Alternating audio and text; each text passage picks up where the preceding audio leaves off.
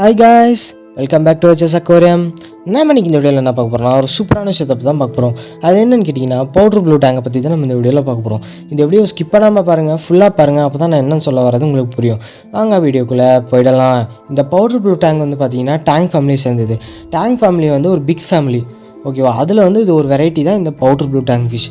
இன்னொன்று வந்து பார்த்தீங்கன்னா இந்த பவுடர் ப்ளூ டேங்க் ஃபிஷ்ஷை வந்து ஜோடியாக விடலாமான்னு கேட்டிங்கன்னா கண்டிப்பாக வந்து உங்கள் டேங்க்கில் வந்து ஜோடியாக விட முடியாது.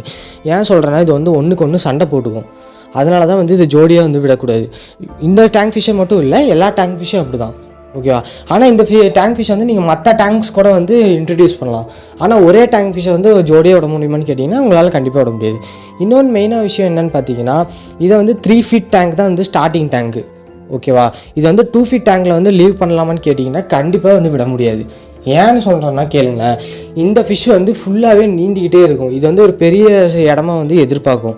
அதனால தான் வந்து ஸ்டார்டிங் வந்து 3 feet டேங்க்குன்னு சொல்கிறேன். 2 feet வந்து கொஞ்சம் சின்னதாக இருக்கும், அதனால் அதுக்கு நீந்தறதுக்கு இடம் பத்தாது.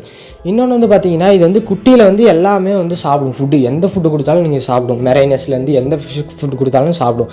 ஆனால் ஒன்ஸ் இது வந்து அடல்ட் ஸ்டேஜ் வந்துருச்சுன்னா இது வந்து ஃபுல்லாகவே வெஜிடேரியனாக மாறிடும். இந்த டேங்க் மட்டும் இல்லை, எல்லா டேங்குமே அப்படி தான். ஒன்ஸ் இது வந்து அடல்ட் ஸ்டேஜ் ஆகிடுச்சுன்னா ஃபுல்லாக வெஜிடேரியனாக மாறிடும். அப்போ நீங்கள் என்னென்ன ஃபுட்டு கொடுக்கணும்னு நான் சொல்கிறேன், கேட்டுக்கோங்க. சீவிடு, அதுக்கப்புறமேட்டு வந்து நோரி ஷீட்டு, அதுக்கப்புறம் இந்த ஃப்ளேக்ஸு, இதெல்லாம் கொடுத்தா வச்சுக்கோங்களேன் தாராளமாக சாப்பிடும். ஏன்னா அது ஃபுல்லாகவே வெஜிடேரியன் தான், ஓகேவா?